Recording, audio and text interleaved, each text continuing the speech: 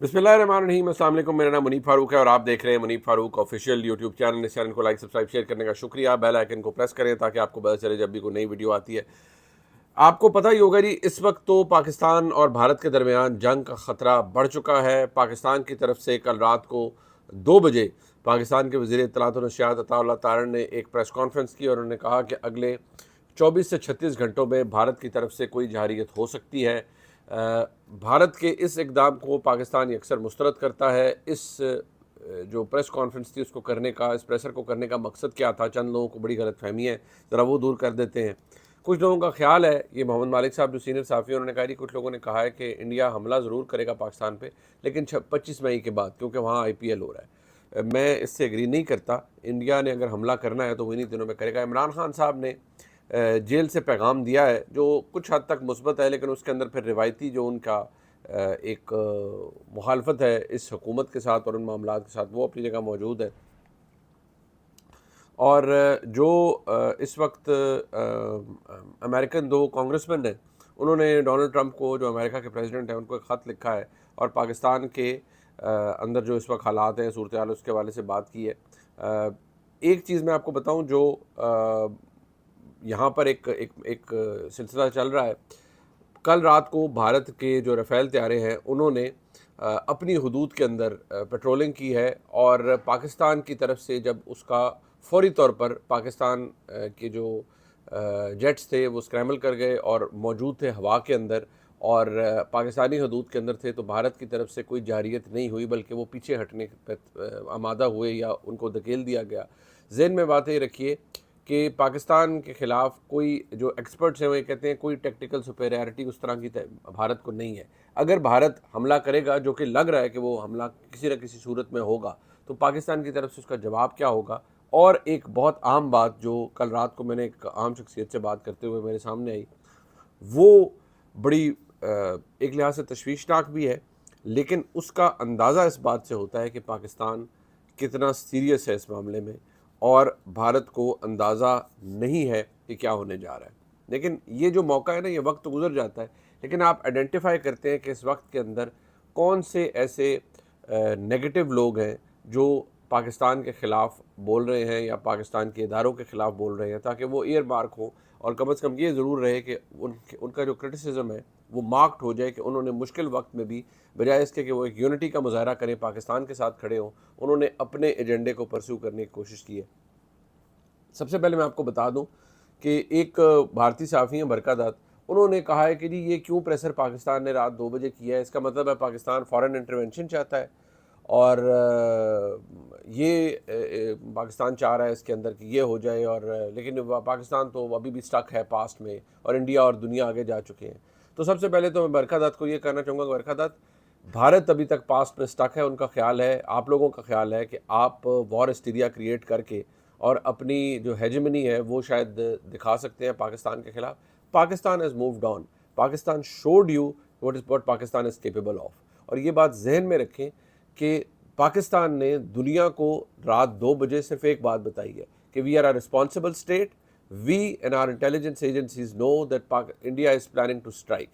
अगर स्ट्राइक होती है तो पाकिस्तान का रिस्पॉन्स मेजर्ड नहीं होगा, Pakistan will go all out. और ये बात जहन में रखें कि पाकिस्तान भारत को बहुत ज़्यादा नुकसान पहुंचा सकता है इन एवरी विच वे। ये जहन में रखिएगा कि पाकिस्तान कोई नुकसान एब्जॉर्ब नहीं करेगा, पाकिस्तान उसका जवाब देगा और मुंह तोड़ जवाब देगा, और ऐसा जवाब होगा जो कि भारत को हमेशा याद रखा जाएगा। जैसे अभिनंदन याद है, वैसे नई तारीख रकम होने के लिए भी तैयार है इंशाल्लाह। एक बात मैं आपको बताऊं जी, ये रात को जो अताउल्लाह तारण साहब ने प्रेस कॉन्फ्रेंस की, इसकी सबसे बुनियादी वजह ये है जो मैंने अभी भी आपके सामने रखी कि पाकिस्तान, अब आप देख लीजिए, क्या पाकिस्तान दुरुस्त नहीं कह रहा था। रात को वज़ीर इत्तलात ने की और रात को ही पाकिस्तान के जो एयरफोर्स है उन्होंने अपनी हदूद में रहते हुए इंगेज किया भारतीय तैयारों को कि वो पाकिस्तान की हदूद LOC क्रॉस करके पाकिस्तान की तरफ ना आए। तो क्या पाकिस्तान ने ये ठीक डिटर्मिन नहीं किया था कि भारत के इरादे हैं पाकिस्तान पर हमला करने के? पाकिस्तान दुनिया को सिर्फ एक बात बता रहा है कि फिर हमें कोई ये ना कहे कि जी आपने वो हमला कर दिया या अपना रिस्पांस मेजर्ड रखें या ये करें वो करें। नो, पाकिस्तान कोई भी नुकसान एब्जॉर्ब नहीं करेगा, पाकिस्तान रिएक्ट करेगा और रिएक्ट बहुत बुरे तरीके से करेगा। भारत को भी समझ आएगी کہ اس طرح کی وار کا کیا نتیجہ نکلتا ہے. کسی کا اگر یہ خیال ہے کہ یہ اس طرح سے رک جائے گا معاملہ، تو اس طرح سے نہیں رکے گا. کچھ خبیث جو بدقسمتی سے پاکستان کے کھاتے میں آئے ہوئے ہیں، جو فیس بک، ٹویٹر یا یوٹیوب چینلز کے اوپر پاکستان کے خلاف بکواس کر رہے ہیں، ان کو یہ بات ذہن میں رکھنی چاہیے کہ یہ پاکستان ہے تو ہم ہیں، پاکستان کی سینکٹٹی ہے، ٹیریٹوریل انٹیگریٹی ہے تو ہم ہیں. ہمارا اور کسی چیز سے کوئی تعلق نہیں ہے. پاکستان اس وقت سب سے اہم ہمارے لیے اثاثہ ہے، اور ہماری پہچان صرف پاکستان کی وجہ سے ہے. ایک بات میں آپ کو یہ بتا دوں جی کہ عمران خان صاحب نے جیل سے پیغام دیا ہے، اور انہوں نے کہا ہے کہ جو بھارت ہے اس کے خلاف پاکستان کے عوام یکجہتی کا مظاہرہ کر رہے ہیں اور اکٹھے ہو گئے ہیں.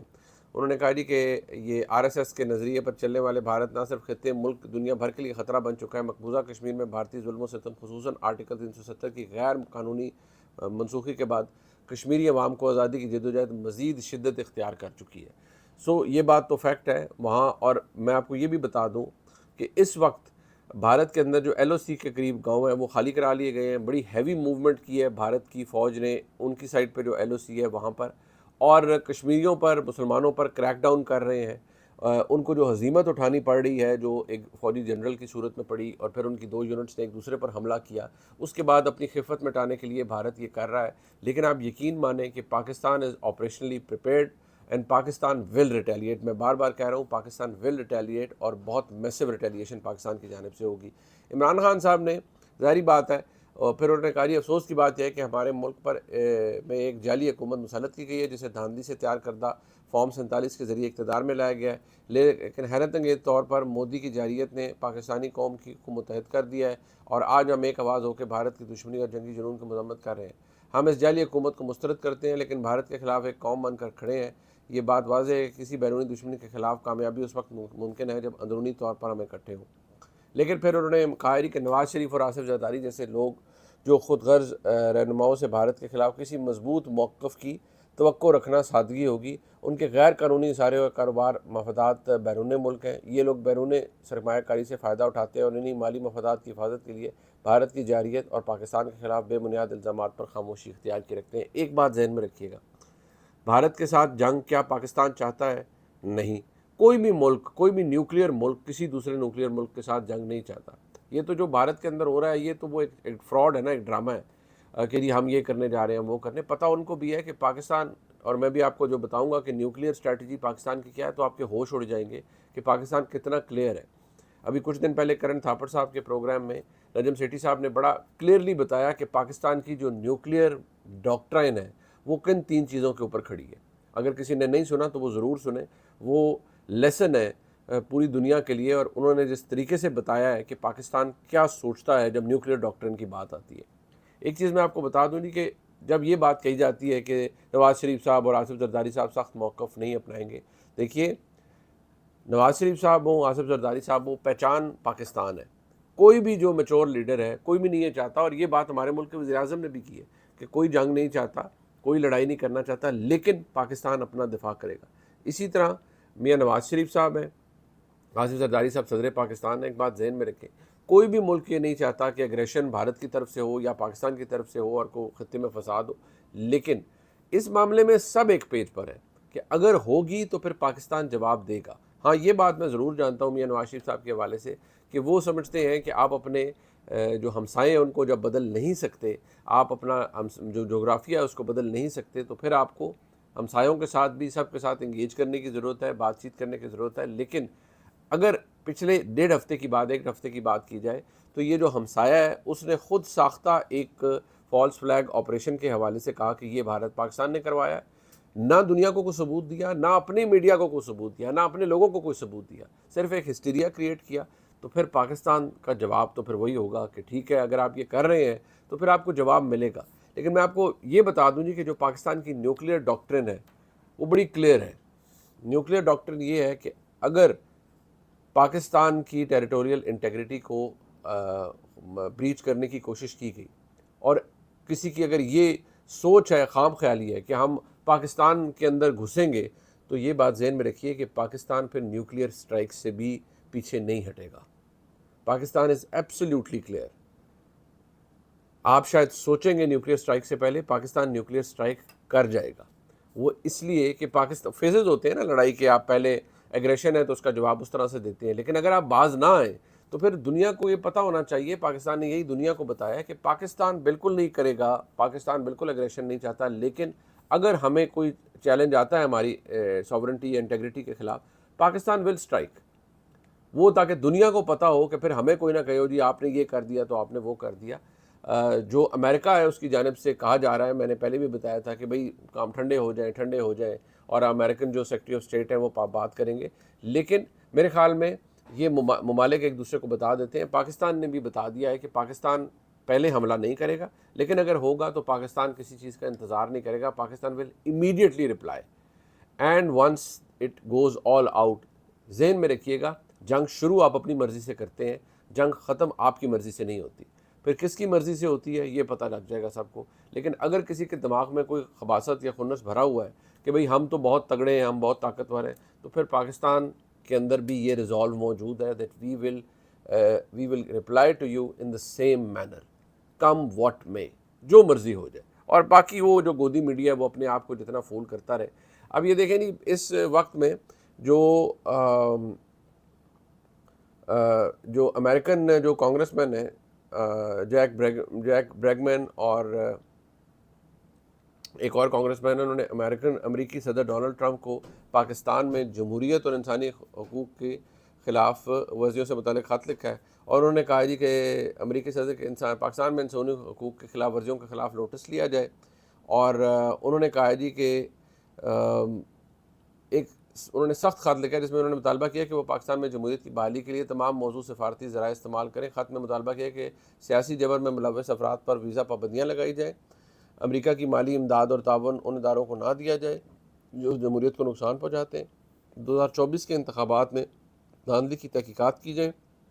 اس کے علاوہ مطالبہ کیا گیا ہے کہ تمام سیاسی قیدیوں کی رہائی کو یقینی بنایا جائے, اظہار رائے اور اجتماع کی آزادی کو بحال کیا جائے.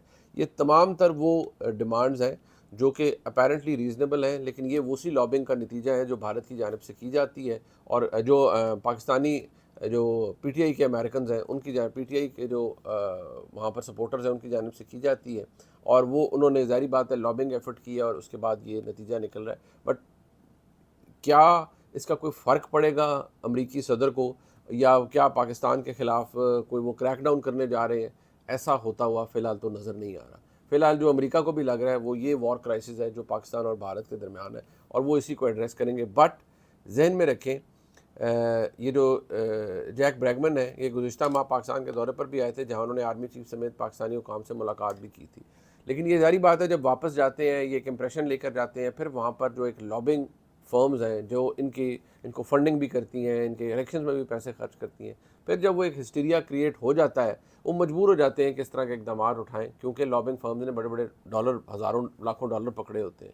تو ان کے لیے یہ خط لکھ دینا it's not a big deal, ایک لا ڈرافٹ کر دینا it's not a big deal, کچھ ایسا میجر ہونے نہیں جا رہا. یہ اس وقت کا بلاگ ہے, اسے لائک سبسکرائب شیئر کیجیے گا. انشاءاللہ چند گھنٹوں میں نئی ڈیولپمنٹس کے ساتھ آپ کے سامنے پھر حاضر ہوں گا. خدا حافظ.